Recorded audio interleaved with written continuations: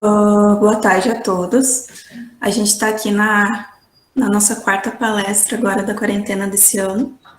E hoje a gente tem a presença da Andressa Vasconcelos Flores, que é a nossa convidada, então, que ela é graduada em Engenharia Florestal na FSM. Ela é mestre em Engenharia Florestal e doutora em Ciências Florestais também, e professora da USC. No campus Curitibanos. Atualmente ela atua, então, na área de sementes e produção de mudas florestais.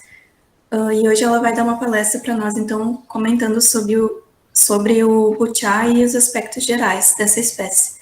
Boa tarde, Andressa. Boa tarde, gente. Deixa eu só achar o ponteiro aqui. A gente já começa. Achei o ponteiro, vamos ver se ele vai aparecer. Tá, ok. Então, obrigada pela apresentação, Stephanie. Obrigada pelo convite de vocês. Achei o evento bem legal, bem organizado. Gostei bastante. Agradeço a Bruna, especialmente, que me fez o convite diretamente. E hoje, então, eu vou falar um pouquinho com vocês a respeito de uma espécie, né, que eu trabalho, as minhas experiências aqui na UFSC, no campus de Curitibanos.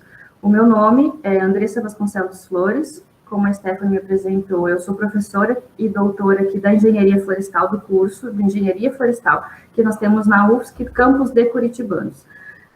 Esse campus, ele é um campus pequeno, assim como acredito como um de vocês aí, e nós temos o curso de Engenharia Florestal, Agronomia e Medicina Veterinária.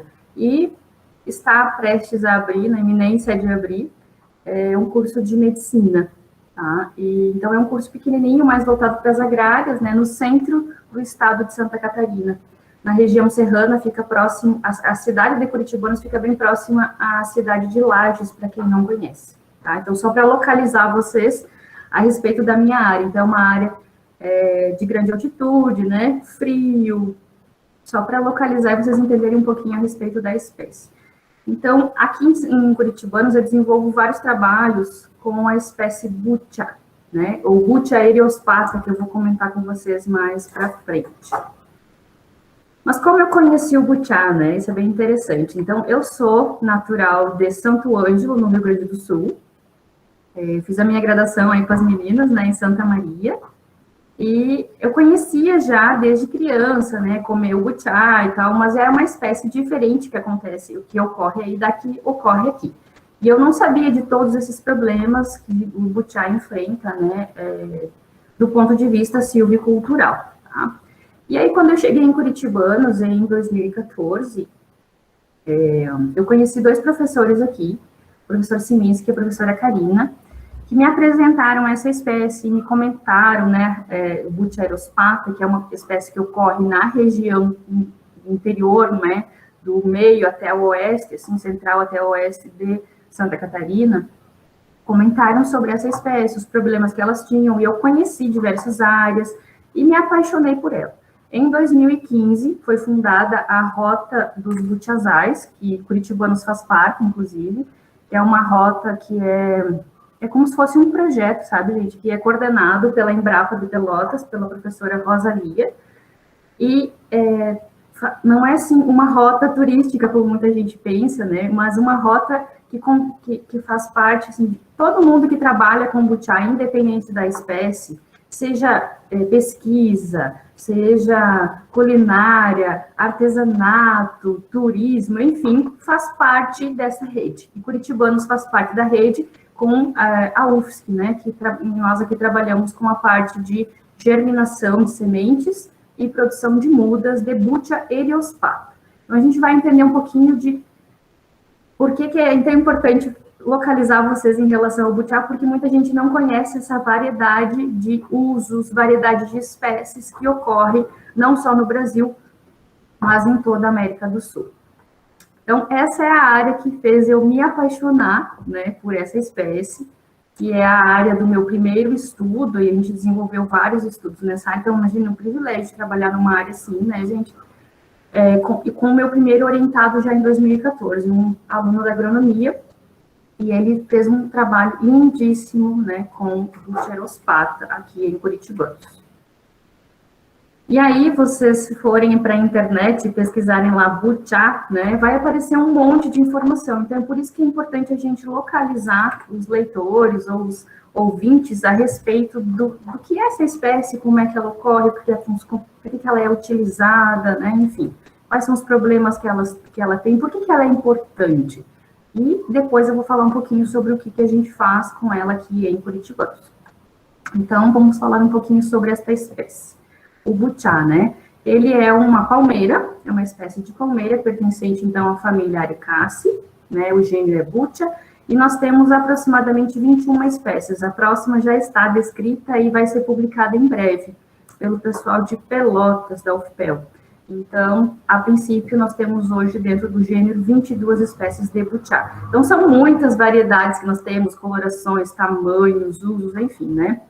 As plantas, elas são conhecidas como butiazeiros, e os frutos do butiazeiro são os butiás, que são esses que estão aqui do lado. Então, essa aqui é a planta, e esse aqui, aqui é a planta, e aqui é o fruto. Aqui, então, nós temos um butiazal, que nada mais é do que um aglomerado de butiás, de butiazeiros. Aqui nós temos um butiazeiro, aqui no campus de Curitibanos, inclusive, ele está plantado, ele tem aproximadamente 10 anos. Aqui é a Bractea peduncular, que a gente chama, né? Aqui também uma foto dela um pouquinho maior, que é aquela estrutura que recobre, né, as inflorescências, certo? Aqui ela está fechada com a inflorescência na parte interna, e depois que ela abre, ela fica como se fosse uma canoa. É muito utilizada também essa bráctea para o artesanato. E, no caso do butiá, que ocorre aqui em Curitiba, que a gente chama de butiá da serra, ou butiá veludo, né? Essa bráctea, por fora, ela apresenta um tegumento, assim, uma partezinha aqui que a gente chama de veludo. Parece um veludo mesmo. Se você passar a mão, a textura de um veludo avermelhado, marronzado, dependendo da época do ano, inclusive. Tá? Então, isso caracteriza, é muito fácil identificar a espécie de butiá pela bráctea, quando é butiarospata. Aqui nós temos as inflorescências, né? As inflorescências dos butiazeiros, elas têm as flores masculinas e femininas no mesmo cacho, separadas em flores diferentes, tá? Elas abrem em momentos diferentes também, o que vai promover a fecundação cruzada, né? Diminuir a endogamia. E aqui, então, nós temos os frutos de butiá, né? E o fruto é importante a gente conhecer também, porque depois vocês vão entender a questão aí da germinação. Então, os frutos, né, ele tem essa parte amareladinha aqui, quem já comeu butiá, quem gosta, né, sabe o quanto isso aqui é gostoso, é bastante fibra, muitas vitaminas, enfim. É um fruto muito rico, né, um fruto nativo e muito rico, que deveria ser muito explorado na região sul do Brasil, e que não é, a gente acaba importando frutas para cultivar aqui, né. Então, esse aqui é o fruto, essa parte aqui, essa parte carnosa, o mesocarpo, é utilizado, então, para alimentação, e também os animais na natureza se alimentam dele, né, e acabam dispersando muitas vezes as sementes. Essa parte interna, que quem conhece desde criança, às vezes, né, chama de coquinho, na verdade o nome técnico é pirênio. Esses pirênios, os coquinhos, que dentro deles é que vai ter a semente, que é a nossa amêndoa, né. Essa amêndoa também é comestível, e é dentro dela que nós temos o embrião, tá? Então, essa é a nossa semente, uma semente bastante oleaginosa, e é por conta disso que ela acaba deteriorando de forma muito rápida, porque ela tem muito lipídio, muita gordura. E se não for armazenada de forma adequada, a gente perde essas sementes rapidamente. E é importante ainda dizer que existe uma estrutura bem pequenininha na semente, que é muito importante, que a gente vai voltar nela mais tarde, que é o opérculo. Esse pontinho aqui, ó, ele tem vamos dizer assim, é um dos principais promotores da dormência dessa semente. Então, ele inibe a germinação. Então, a gente vai ver que alguns trabalhos aí mais para frente, que a gente vai comentar, a gente precisa remover para que ocorra a germinação dessas sementes. Tá? Então, essa estrutura bem pequenininha aí é responsável, em parte, pela dormência dessas sementes. Tá? Se tiverem dúvida, vocês podem ir anotando ou colocando no chat, e no final a prof responde, tá? Em relação à área de ocorrência natural do gênero, né? O gênero ocorre na região, em toda a região da América do Sul, né? Nós temos aí 21 espécies distribuídas nos 4 países, que são Brasil, Uruguai, Argentina e Paraguai. E aí vou me ater, obviamente, hoje, né, nessa explanação, ao Buterospata, mas tem algumas espécies que também são muito interessantes aqui para nós, tá? Que é o Butia odorata e o Butia catarinensis. Então, nós temos agora descritas 21, mas vai ter mais uma em breve publicada. E aí, o Butia catarinensis, que é esse que ocorre mais na região litorânea, aqui, tanto do estado de Santa Catarina, quanto do norte, no litoral norte do Rio Grande do Sul, o Butia catarinensis é uma planta bem mais baixinha, pequenininha, com fruto grande, bem adocicado, tá? A que ocorre na região central de Santa Catarina até a parte oeste, e também na região norte do Rio Grande do Sul, é o Buterospata, que é esse que eu trabalho aqui em Curitibanos. E também ocorre um pouquinho no Paraná, tá? Na verdade, as plantas, elas não sabem essas divisões exatas, né, dos estados, então tem sempre uma variação. E também uma outra espécie muito importante no Rio Grande do Sul, que é provavelmente a que ocorre aí, em São Gabriel, que eu acho que é bem interessante que alguém aí se apaixone pelo butiá para que consigam aí desenvolver trabalhos com essa espécie nessa região aí, né? É o Butia odorata, certo? Que é o que ocorre mais na região do Rio Grande do Sul, no estado do Rio Grande do Sul. Essas 3 espécies, assim como as outras 21 não, 17, né? Todas elas estão ameaçadas de extinção em graus diferentes, certo? Obviamente, ocorreu uma grande devastação, né, das áreas, para a transformação das áreas florestais ou campestres em campos de pastagem, propriamente dito, e aí os butiás, eles atrapalhavam, e aí foram sendo removidos, até que hoje nós temos aí essas espécies todas, que algumas estão sendo descritas agora, mas que já estão ameaçadas de extinção. Né? Uma coisa bem triste, inclusive, o que merece uma atenção muito grande aí, nossa, né, de nós, engenheiros florestais, para a preservação e conservação dessas espécies. E é por isso, então, que eu trabalho com uma delas que está aqui na minha região, onde eu pesquiso, né, faço pesquisa. Em relação aos usos do butiá, e vocês vão ver como é interessante isso tudo, né, a gente tem diversos usos para a planta como um todo, né? Mas, assim, ninguém remove, ninguém usa a estipe, porque, na verdade, a gente não tem uma árvore, né? A gente não tem tronco. A gente tem uma estipe de uma palmeira, um estipe único. E, então, o uso se dá através da folha e dos frutos, para artesanato ou para alimentação, ou ainda paisagismo e recuperação de áreas degradadas. Então, é um uso sustentável do butiá, desde que a gente não remova as plantas e promova, né, a regeneração natural. Então, em relação aos frutos, né, os frutos podem ser utilizados para alimentação in natura, assim, fruto propriamente dito, ou é feita polpa para a produção de vários outros tipos de alimentos, né, como mousse, sorvetes, picolés, enfim, vou mostrar algumas imagens daqui a pouco. Muitas bebidas são produzidas através do fruto de butiá. Quem não conhece a famosa cachaça de butiá, né? Bastante comum. E também o uso ornamental, que é outra questão muito importante, né? E por conta da questão ornamental, houve uma devastação também bastante grande, especialmente aí voltada para os indivíduos oriundos de regeneração natural. Eu já vou comentar um pouquinho com vocês. Então, atualmente a gente já tem uma exploração bem maior, né, de várias empresas, agroindústrias, etc., que produzem diversos tipos de produtos aí à base do butiá. Sendo eles cachaças, doces, picolés, olha só que interessante, tem essa marca Ecovale que produz, a própria polpa, né, tudo orgânico, também é utilizado na gastronomia mais elaborada, né, em vários pratos. No Uruguai, houve um concurso recentemente com butiá, e esse é o prato vencedor, inclusive, tá, com camarão, butiá com camarão, olha só que interessante, né. Vários tipos de bebidas, como licores, cervejas, a própria cachaça, né, curtida com butiá, são iguarias em vários lugares do mundo, inclusive. E a folha, ela é utilizada de diversas maneiras na confecção de artesanatos muito bonitos, gente. Bolsas, carteiras, chapéus, artigos, vamos dizer assim, de decoração, como cachepôs, jogos americanos, baúzinhos, artigos de decoração como essas bolas decorativas, né? Enfim, vários tipos. E observando esse nicho de mercado, uma designer de moda, agora não me recordo o nome dela, ela desenvolveu a Apoena, que é uma marca, tá, que comercializa produtos oriundos de folha de butiá. Então, essa Apoena, ela é localizada em Giruá, aí perto de vocês até já, né?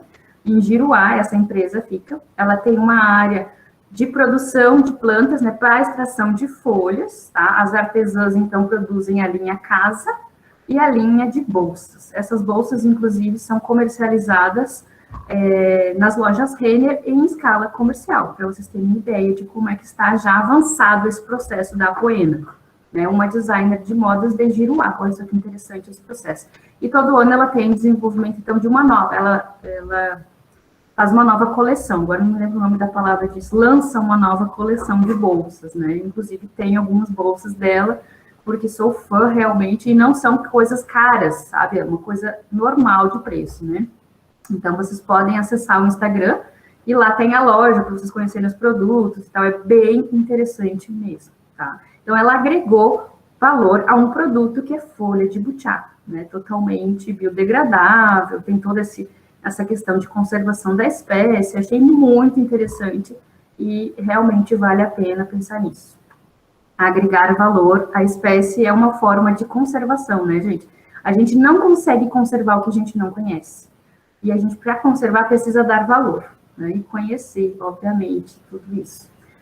Ainda, além dessa empresa no Rio Grande do Sul, que trabalha com artesanato, as empresas que produzem produtos à base dos frutos, tem a Costa Butiá, que é um projeto aqui de Imbituba, litoral de Santa Catarina, que também trabalha com várias artesãs que fazem extrativismo em áreas naturais de butiá e confeccionam através da folha vários tipos de artesanato que são também maravilhosos e também são comercializados no Instagram do projeto, tá? Então é importante que vocês conheçam, né? Às vezes serve para dar até de presente para alguém, acho muito interessante, é assim que a gente divulga o trabalho delas, que é tão legal. Então fazem chinelos, chaveirinhos, cestinhos, chapéus por encomenda, tamanho da cabeça, eles medem e tal, assim, faz tudo bem legal, os grandes, menores, viseiras, bolsas, enfim. Tem uma infinidade de produtos ali que são com a fibra do butiá. Não sei se vocês sabem, mas antigamente essas folhas de butiá, elas transformadas em fibras, e eram feitos os colchões, né? Não sei se vocês... Antigamente se usava crina de cavalo e as fibras do butiá. Então, foi assim que ocorreu muita exploração do butiá também. Além do avanço agrícola, né, em algumas regiões a exploração demasiada, que levou ao declínio das populações, foi por conta das empresas, das indústrias que usavam a fibra para fazer colchões. Aí depois vieram outros produtos e os colchões de butiá de folha, né, foram substituídos aí. Além do uso para o paisagismo, para a culinária, e também no artesanato, existe um outro nicho de mercado, né, eu digo, que é o turismo, né, o ecoturismo, na verdade. E aí no Instagram também tem o Butiá Turismo Rural, vocês podem pesquisar para ver como é que funciona, que é basicamente um turismo rural dentro de uma fazenda, que é de preservação de butiá em Tapes, no Rio Grande do Sul, tá? Também muito interessante, dá para fazer piquenique, fazer passeio de dindinho, né, que é bastante comum esses dindinhos aí, nas praias litorâneas do Rio Grande do Sul, né? Então, esse passeio é feito dentro da fazenda, passeios a cavalos, tudo numa área de muito butiá, tá? Muito butiá mesmo, só para vocês terem uma ideia, olha só como é lindo este lugar. Tem o site deles, a gente pode fazer reservas, enfim, só nos dias específicos, e é um lugar fantástico também, tá? Super recomendo um passeio aí, quando vocês puderem fazer um passeio na rota aí dos butiazais, no caso, visitando aí o Butiazal de Tapes, certo? Então, vejam que existem vários usos e que atualmente a gente tem um monte de projetos, né, para divulgar, para valorizar o butiá, de diversas maneiras. O que não acontecia quando eu comecei lá em 2014, que não tinha absolutamente nada sobre isso aqui. Tudo veio junto com a Rota dos Butiazais, que foi muito importante para o crescimento, para a expansão e divulgação dessa espécie. Mas ok, por que então que o butiá está ameaçado de extinção se eu estou falando que tem tanta coisa que é feita com ele? Justamente porque não se pensava em preservar. Agora se pensa em preservar, mas não se pensava. Nem se dava valor a essa espécie. Então, o Butyrospatha, por exemplo, está ameaçado de extinção em diversas categorias, tanto na lista vermelha da UCN, como também numa resolução de Santa Catarina, como criticamente em perigo de extinção. No Rio Grande do Sul, ele está categorizado desde 2014 como em perigo. E uma tese que foi realizada em 2013, numa população aqui de curitibanos, inclusive, na verdade foi no estado todo, mas tem algumas parcelas aqui, o pesquisador verificou e estimou que em 10 anos a população de butiá vai ser reduzida em 80% devido ao declínio na área de ocorrência ou declínio na qualidade do habitat dessas plantas. Então, as causas da extinção, elas são diversas. E a gente pode ver, né, os estudos mostram o quanto é importante e urgente pensarmos em estratégias de preservação e conservação dessa espécie. Então, o butiá está ameaçado por quê? Porque nós, primeiro, tem um manejo bovino em extensa escala, né? As áreas são muito grandes para a produção de gado. Então, se removeu muitas áreas de vegetação para a instalação de pastagens. O butiá atrapalha, as árvores atrapalham. É um absurdo isso, mas atrapalha. Ainda, alta taxa de exploração. Em diversos momentos do desenvolvimento aí das civilizações, das sociedades, houve uma exploração absurda de diversas espécies e o butiá não ficou de fora. Então, a alta exploração diminuiu ainda mais a população. E aí, os remanescentes que nós temos hoje são muito velhos, né? Estão morrendo. E aí, nós não temos regeneração natural. E a gente precisa de regeneração natural. E essas plantas, essas sementes, elas demoram muito para germinar, para se estabelecer, um crescimento muito lento. E aí, a gente tem vários problemas relacionados a isso, porque não há reposição natural dessa espécie nos hábitats naturais. Além de tudo, como comentei antes com vocês, existe a questão do paisagismo, né? E aí, como essas plantas demoram a crescer, germinar, enfim, né? É difícil para os viveiristas produzirem, as pessoas querem muito um butiá, mas não querem esperar. O que acontece? A venda é ilegal, tanto nacional quanto internacional, tá? Se vocês pesquisarem, agora não lembro o nome do site, mas tem um site na Europa, de um viveiro, que eles vendem mudas de 2 metros de Butyrospatha. 300 euros. E aqui no Brasil a gente não encontra praticamente essas plantas, né? Quando encontra, elas já são grandes e tal, então provavelmente elas foram removidas já adultas, né? Ou pelo menos em desenvolvimento inicial já de áreas naturais. Por quê? Porque demora muito, fica muito caro para produzir essas mudas. Então a gente precisa, é urgente pensar em formas de promover a germinação e que as mudas tenham um crescimento um pouco mais rápido, para diminuir a pressão sobre os remanescentes, que são bem pequenos mesmo. Então, como promover essa conservação, que é o que a gente está querendo hoje, né? Conscientização sobre a importância da conservação é a primeira coisa, conhecer essa espécie. Por que tem que conservar? Por que o butiá é tão importante? Talvez depois de ver a minha fala de hoje, ouvir, vocês tenham uma ideia diferente quando enxergarem um butiazeiro. Porque antes, das vezes, vocês nem percebem que ele está ali, né? Então, a partir do momento que a gente conhece, a gente começa a preservar, isso é muito importante. Além disso, a gente precisa fazer pesquisas sobre a germinação para melhorar esse processo e também sobre produção de mudas para escala comercial. E valorizar os produtos do butiá que já vem sendo feito, tá? Através do uso, né? Conhecer, usar eles, e aí a gente dá valor. Alguns problemas que nós temos relacionados, então, à germinação e à produção de mudas, que é o foco do meu trabalho aqui em Curitibanos.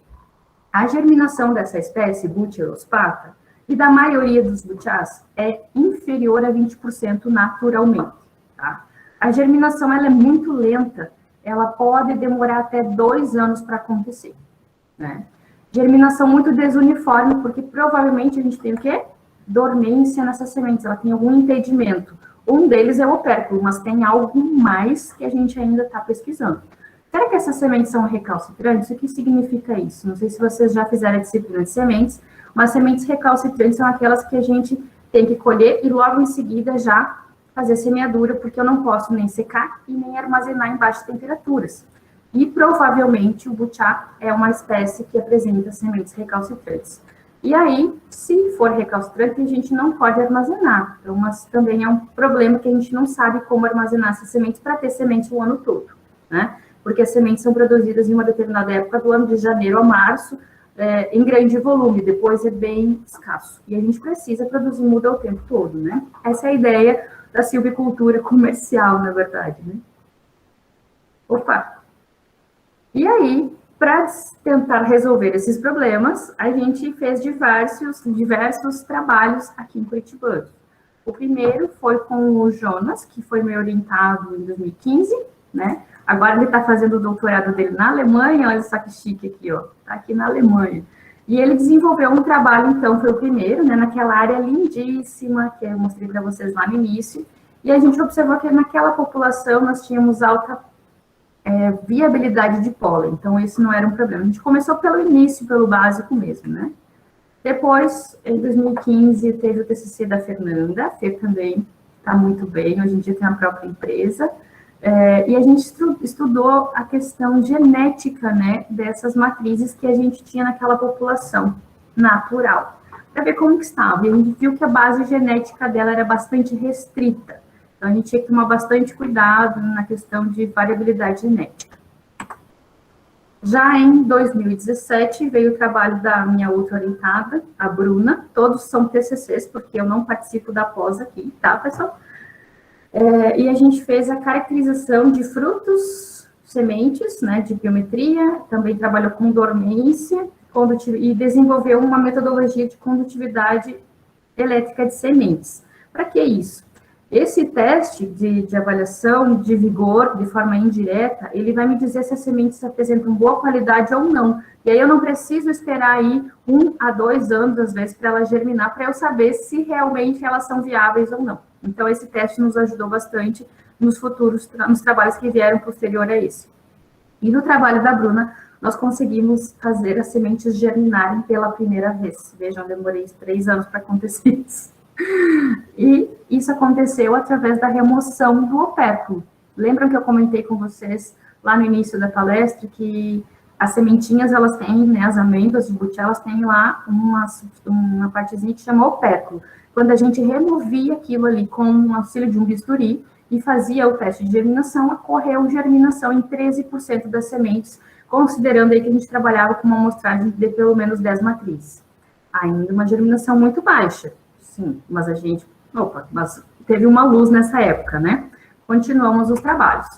Aí, no ano seguinte, tivemos o trabalho da Vanessa, no qual também trabalhamos com a dormência de sementes de Butyrospata, com outros tratamentos que já tinham funcionado para uma outra espécie de butiá, o Butia odorata, ou Butia capitata, agora não me lembro, acho que é o odorata mesmo, que é um trabalho do pessoal da antiga FEPAGRO, acho que é DPA o nome agora, Departamento Pesquisa Agropecuária, né, do Rio Grande do Sul.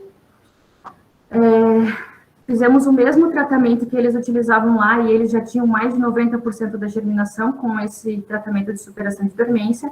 Entretanto, aqui em Curitibanos, nós observamos 0% de germinação, e a Vanessa, em 2017, teve que apelar para um plano B, né, relacionado ao TCC dela. Mas aí veio a dúvida, mas por que não germinou? Será que era a semente que era ruim? Será que era o tratamento que não funcionava? Continuamos trabalhando. Só que é uma coleta só por ano, então a gente demora 1 ano para fazer de novo, mais 1 ano para fazer de novo. Isso é um problema bem grave no caso aí da engenharia florestal, né, gente? A gente demora bastante a ter as sementes novamente. E a gente tem pouca semente, né? Esse é um problema também.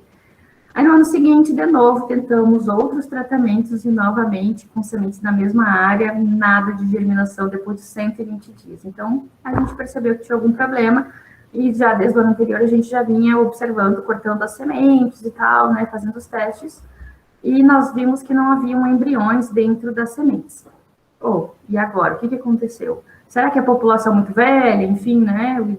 Indivíduos já muito idosos, mais de 100 anos, então pode ser isso. Aí, a partir daí, nós iniciamos um trabalho um pouco diferente, que foi coletar sementes em plantas jovens na cidade, porque não existem áreas naturais com butiás jovens.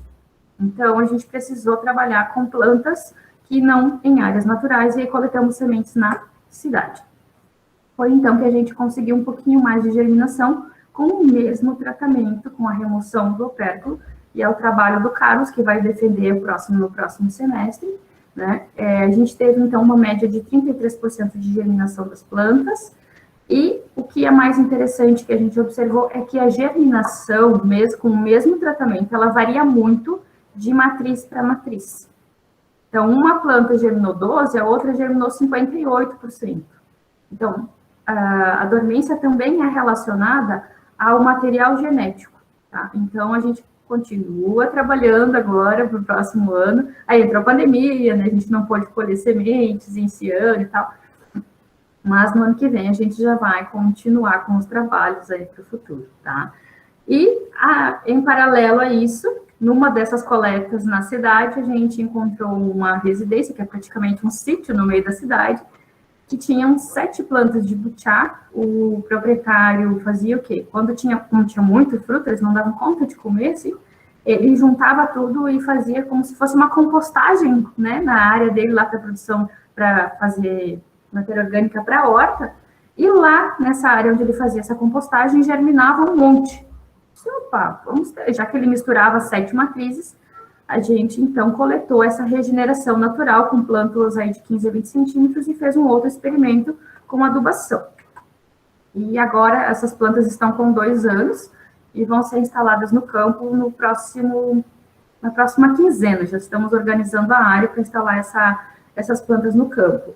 E aí nós testamos, então, como nós tínhamos essas plantas, né, já germinadas, nós colocamos elas em vasos, uma casa de vegetação, e aplicamos os tratamentos, né, separados aqui em várias combinações de NPK, observamos que nitrogênio e fósforo, que são realmente importantes para aplicação durante o processo de produção das mudas.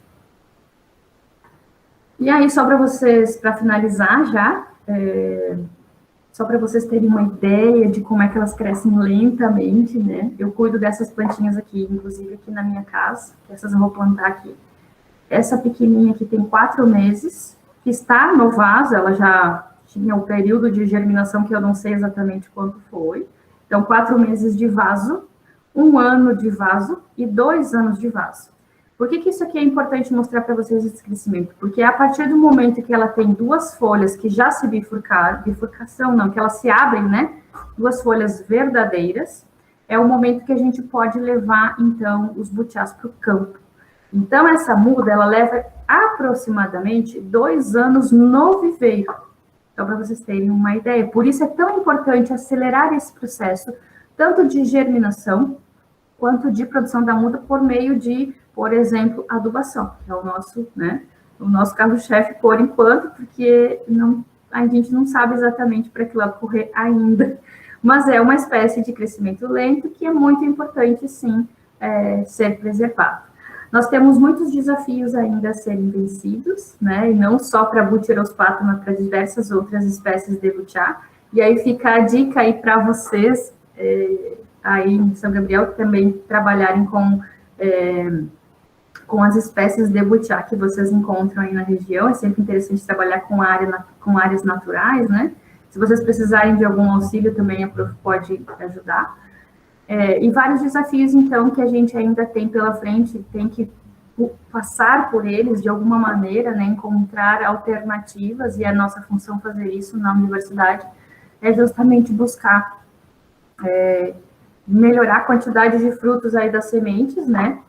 Aumentar essa disponibilidade de frutos, porque a gente tem baixa disponibilidade de frutos nas áreas que a gente estuda.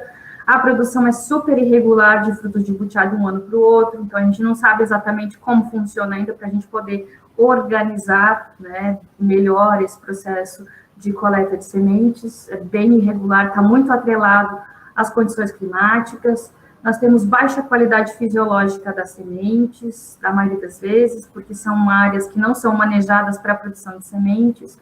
Nós temos altos índices de predação de frutos por insetos e diversos outros problemas que eu já comentei aí. Então, é uma espécie muito importante com diversos problemas para serem pesquisados aí por nós, engenheiros florestais. Estou à disposição sempre para parcerias, espero que eu tenha conseguido passar um pouquinho do que a gente faz, e que se tiver alguém aí interessado nos butiás, aí eu já fico bastante contente, certo? Eu agradeço a atenção de todos e me coloco agora à disposição para a gente conversar um pouquinho, se tiverem dúvidas, se tiverem experiências, enfim, estou aqui à disposição de vocês. Obrigada. Obrigada, Andressa.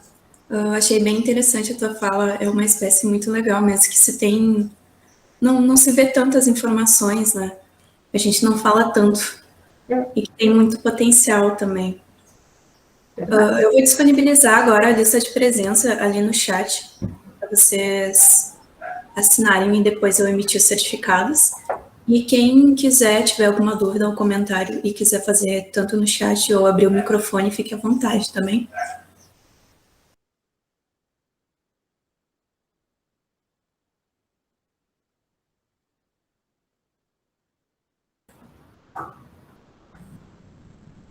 Eu vou fazer uma pergunta, Andressa.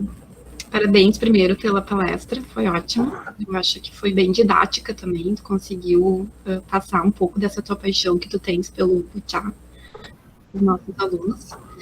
E eu gostaria de saber, assim, tu acha que o manejo, então, pode influenciar o manejo do butiazal, né, que tu chama? Isso. Pode influenciar na semente, na viabilidade da semente? Com certeza. Toda vez que a gente tem uma área bem nutrida, né, equilibrada, com diversidade, com variabilidade, talvez não, né, isso tudo muda o ambiente e torna o processo muito mais equilibrado. Então, a gente, teoricamente, teríamos sementes mais viáveis, mais bem nutridas, então, que germinariam de uma forma melhor, né? A gente teria sementes em maior quantidade também, muito provavelmente. A gente vê esses problemas que a gente tem de insetos, por exemplo, muito provavelmente por conta da degradação, né? E tu sabe se existe algum plantio de butiazal, assim, comercial? Comercial, eu não conheço, mas o pessoal de Giruá, eles plantam, sabe? Não é assim, um espaçamento certinho, não é dessa forma. Eles vão enriquecendo as áreas. A mesma coisa acontece em Imbituba, eles vão enriquecendo as áreas, ou vão promovendo a regeneração natural. E o pessoal do DPA, que é a antiga FEPAGro, acho que via mão, o Gilson e o Adilson, eles trabalham, eles têm uma área que eles plantaram, aí sim, um espaçamento de 4x4, com material genético identificado, mas essas plantas têm, acho que são 8 anos recém, então eles não sabem exatamente ainda como é o comportamento a longo prazo, produção, é tudo muito recente, né? Mas acho que tem algumas coisas sim. Mas o pessoal que produz, por exemplo, para a produção da polpa, em Giruá, que é bastante, né? E ali eles produzem em quantidade mesmo, eles vão enriquecendo. É basicamente isso. Até porque o crescimento é muito lento, né? Muito. Então tem que aproveitar o que já existe na natureza, né? Exatamente. Não sei se vocês lembram, eu coloquei uma foto de um butiá pequeno e eu falei que estava aqui na UFSC. Aquele ali tem 10 anos. Ele deve ter uns 2 metros no máximo. Pois é. E é isso que acaba, talvez, desanimando um pouco o pessoal, né? Então, a gente deveria, talvez, estudar mais para justamente, talvez, até melhorar geneticamente. Não sei se tem algum estudo de melhoramento genético. Melhoramento eu desconheço ainda. Mas, assim, depois, eu fiz algumas palestras ultimamente, assim, sobre butiá, e várias pessoas fazem também, não sou só eu. E aí, vários produtores se encantaram pela espécie, ficam pedindo agora mudas, sabe, a gente doa. Então, talvez seja uma coisa legal de se fazer em todos os lugares, para correr um incremento. É um sítio, eu quero só 10 plantas. Beleza, 10 plantas aqui, né, 5 ali, mais 2 ali na casa de alguém, sabe? E assim vai indo. Inclusive, quero divulgar aqui para vocês que a Costa Butiá está doando mudas de bútia catarinenses. Se vocês conhecerem alguém da região do litoral, onde ocorre, assim, onde está localizado naturalmente essa espécie, eles doam para as pessoas plantarem nas suas casas, nos seus sítios, nas suas áreas. As mudas estão bem bonitas e é doação, né? A mesma coisa se vocês souberem de alguém aqui na região de Curitibanos, em Santa Catarina, que queiram, podem passar o meu contato que eu faço a doação, se eu não tiver, eu produzo as mudas e dou pela universidade. E aí isso podia ser feito aí também, produzir a muda e fazer doação, plantar nas escolas, pensar assim, nessa coisa diferente, sabe? Às vezes numa praça. É uma ideia bem bacana. Em todos os lugares a gente podia fazer isso, né? Verdade. Não plantar coquinho de qualquer jeito, que nem fizeram lá em Passo Fundo, né? Uma vergonha aquilo. Sem fundamento. Mas pode botar uma coisa que é da gente, né? Proteger a nossa flora. Meu Deus, é uma coisa... Que está ameaçado de extinção, né, André? Ninguém nem conhece muitas vezes a espécie, né? Imagina, tem uma que vai ser descrita agora, gente. A gente não conhece e já está ameaçada de extinção, assim... É uma tristeza, na verdade. É verdade. André, muito obrigada pela tua participação. Foi ótima, parabéns. Beijo. Eu que agradeço. Um beijo. Qual é o nome de quem está doando mudas do Catarinense para o litoral? Entra na Costa Butiá, no Instagram, Costa Butiá. É um projeto, aí ali você entra em contato com eles, é o projeto da Costa. Bem tranquilo. Obrigada, prof. Muito interessante ouvir sobre as espécies do gênero, Butiá. Comecei a trabalhar na iniciação científica com Butiá esse mês e já estou encantada. Emily, que legal! Abre o microfone e me conta. É possível ou não? Oi, prof. Oi. Eu sou aluna da graduação da Engenharia Florestal da Unipampa de São Gabriel. E eu iniciei esse mesmo com o prof. Batista Pereira. E agora, para o CIEP, a gente já está organizando um resumo sobre a diversidade do gênero no Rio Grande do Sul. E foi muito legal analisar quais tem para o sul do Brasil, quais são só para o Rio Grande do Sul, quais estão só na Mata Atlântica, quais estão só no Pampa. Achei muito incrível. E a importância dele também na alimentação e como seria legal se ele tivesse o mesmo, vamos dizer assim, incentivo que o açaí teve lá para cima, esse uso comercial dele, porque aqui no sul a gente tem o Setap, e eles têm o Encontro de Sabores, que é uma linha de produtos da agricultura familiar.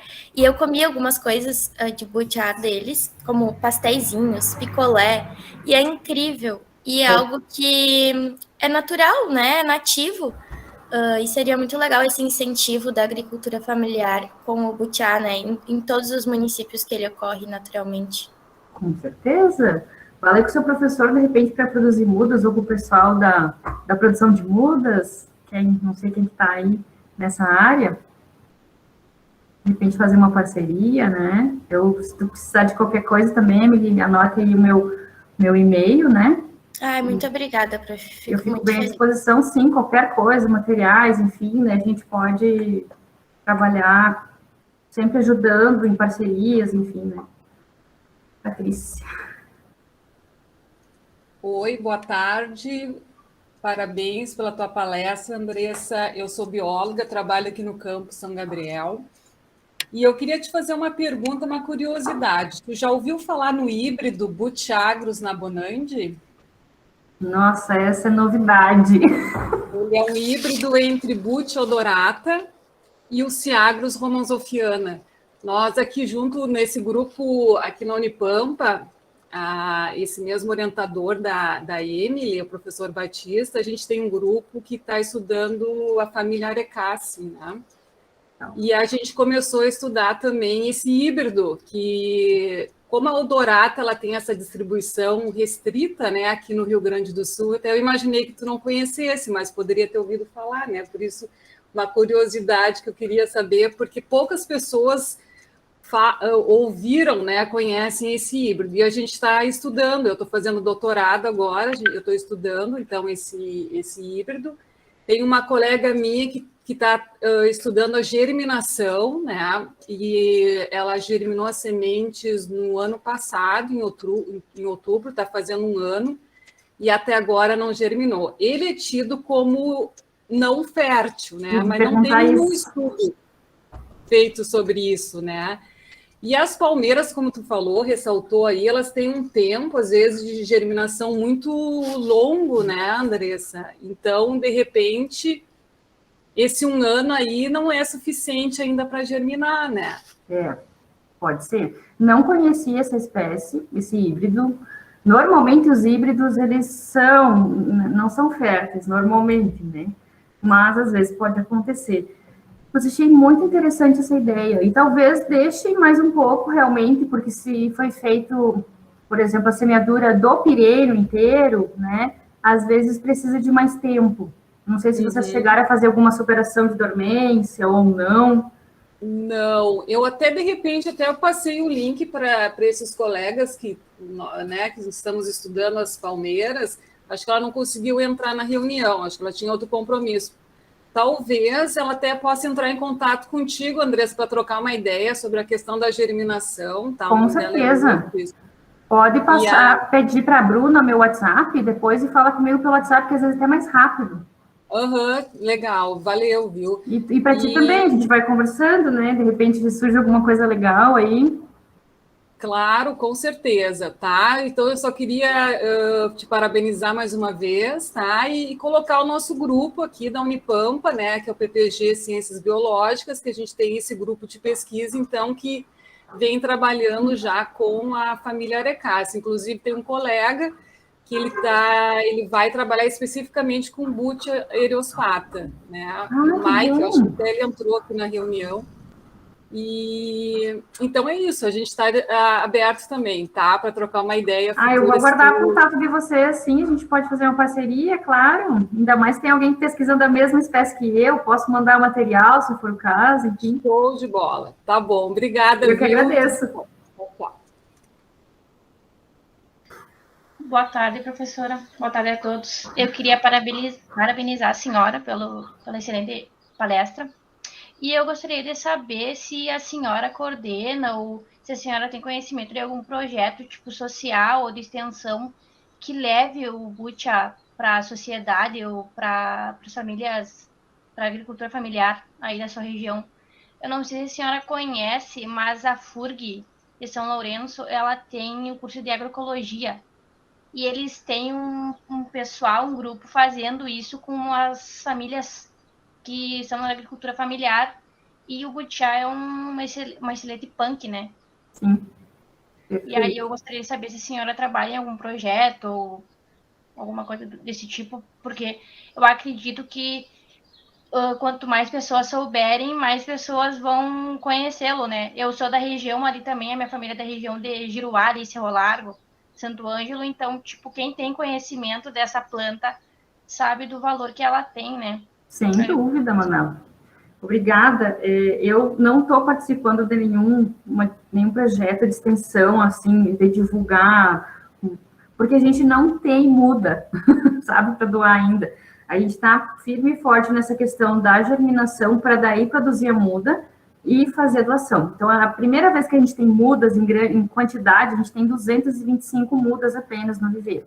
Então, uma boa parte vai para o campo, né, para a gente analisar esse material no campo, e uma parte, sim, vai ser doada. Várias pessoas entraram em contato comigo depois de algumas palestras que foram feitas a respeito de Butia em Santa Catarina, e aí um pediu 5, outro pediu 10, sabe, e assim vai indo. Então várias já estão doadas também, está só aclimatando lá, rustificando no viveiro. E o Costa Butia, que é de Imbituba, ele faz a doação de mudas de Butia catarinenses. A ideia, no futuro, depois que a gente conseguir realmente, assim, deslanchar com essa questão da germinação e conseguir produzir mudas em larga escala, de forma, né, barata, rápida, enfim, aí sim, aí a ideia é divulgar muito essa espécie, doar, fazer parceria com as prefeituras das cidades da região aqui, e divulgando para os pequenos produtores, justamente para fazer enriquecimento dos seus sítios, das suas áreas, né, seus pomares. O sistema agroflorestal é uma espécie também maravilhosa para ser inserida em qualquer sistema agroflorestal. Ela pode ser uma bordadura. Ela é muito interessante também para atrair vários polinizadores, tanto também para a produção de mel, né? Então, é uma espécie realmente muito fantástica. Ela tem uma forragem muito interessante também para diversas espécies, né? E fora que vai trazer biodiversidade para as áreas, né? Porque vários animais se alimentam desses frutos, dessas sementes, né? E aí vão atraindo, esses animais vão trazendo outros e outras sementes, e isso tudo é um ciclo, né? Então, realmente temos aí um potencial bem grande. A ideia para o futuro é justamente o que tu falou, divulgar essa espécie e fazer plantios aí distribuindo mudas. Mas isso é para o futuro ainda. Obrigada, Ana. Perfeito, obrigada, professora.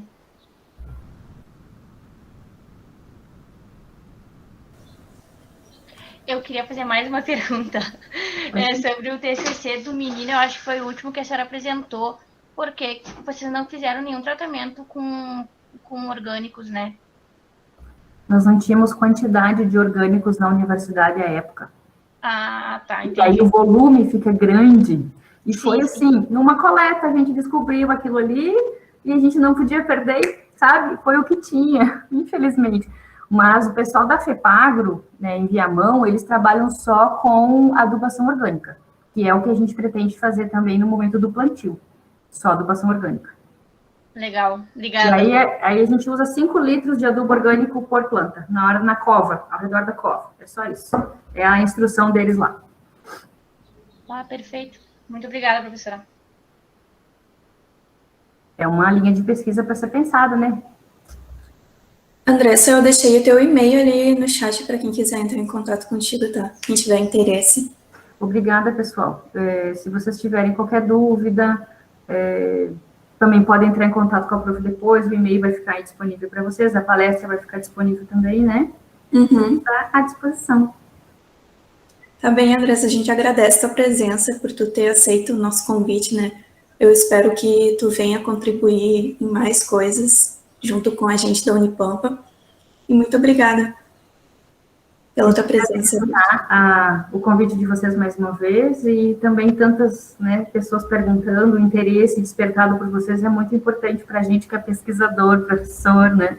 E que eu amo tanto essa área, então, assim, se eu conseguir chamar a atenção para ela de uma forma positiva, eu fico bem feliz. Muito obrigada. Então tá, pessoal, obrigada a todos que estiveram presentes hoje aqui, então. E até logo.